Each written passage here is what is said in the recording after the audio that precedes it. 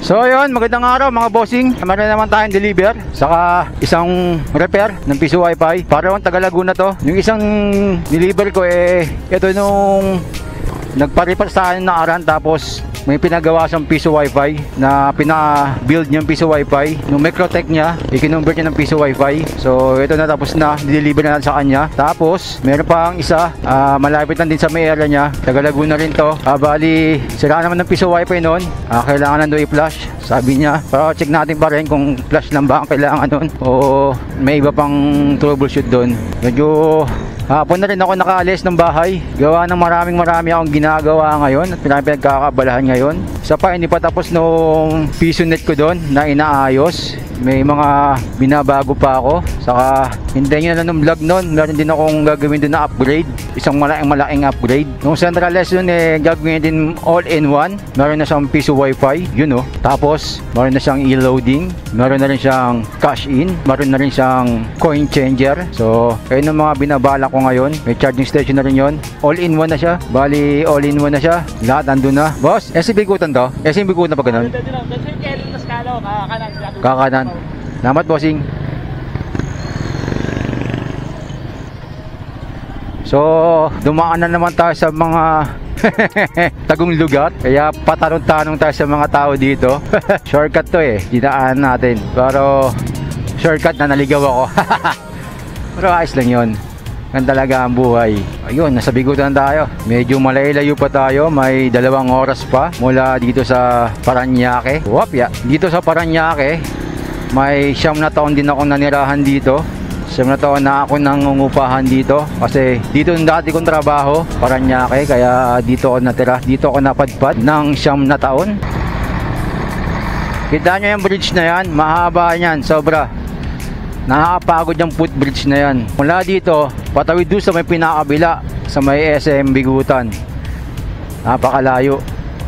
Isa sa pinaka nakakapagod na footbridge. Papunta tayo ng Alabang Sukat. Ayan na. Papasok tayo. Hey! Masarap palang bumiyay ng ganito, no? Hapon na. Hindi na mainit. Kaso nga lang, traffic. Kasi ito ng mga rush hour na alas 5, alas 4, alas 6, alas 7, yan hanggang alas 10. Ayun ng mga rush hour Kung may iwas kayo sa traffic, meron naman shortcut dito para lang maiwas sa traffic. Pero ganun din, medyo parang lalayo ka pa nga dun umiwas ka lang sa traffic Hirap singit dito kasi maliit ang kalsada. Dito sa park na to, simula nung maalas ng araw ko, nalaglag ng cellphone ko at nabasag. Shit, yun na.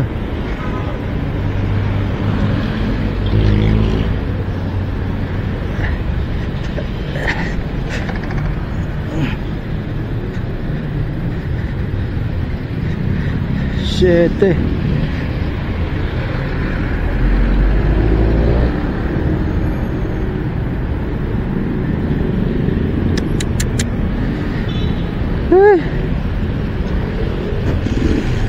Dito sa mga oras na to, dito ako nag-isip kung tutuloy pa ba ako sa unang bahay ng client ko.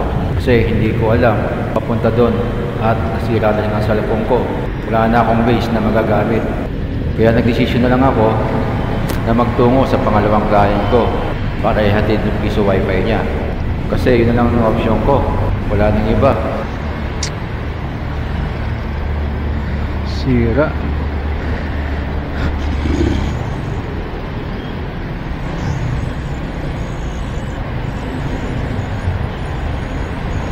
Tuloy pa rin tayo, hindi pa pwedeng hindi.